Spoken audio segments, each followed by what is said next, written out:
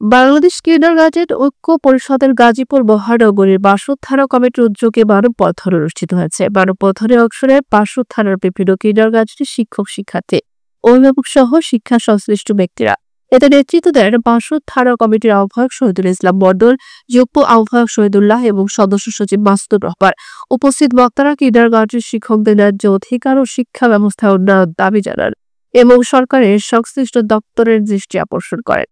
বাংলাদেশের বৈষম্য দূরীকরণের জন্য 24 সালে আমাদের যে বৈষম্য আন্দোলন হয়েছে, 2025 সালে আবার আমরা কেন সেই বৈষম্যের শিকার।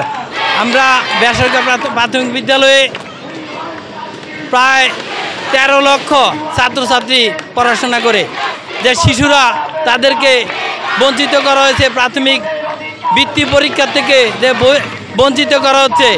মেধা, সেটা হচ্ছে মেধার যাচাই, কেন তাদেরকে সেই মেধা শিশুর বৃত্তি পরীক্ষা মেধাতে কেন বঞ্চিত করা হয়েছে।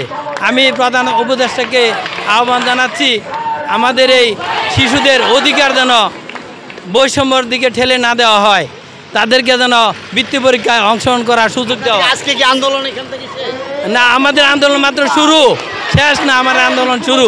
আমাদের একটাই দাবি, আমাদের বাচ্চা যেত সমান অধিকার, সবাই সমান অধিকার পায়, যাতে সবার সাথে সরকারি বৃত্তি পায় দিতে পারে। আমাদের মেধা যাচাই করতে চাই যে আমাদের বাচ্চারা কী শেখাচ্ছি, সেই জন্য আমাদের বাচ্চাদেরকে বৃত্তি পরীক্ষা অংশগ্রহণ করার দাবি জানাচ্ছি।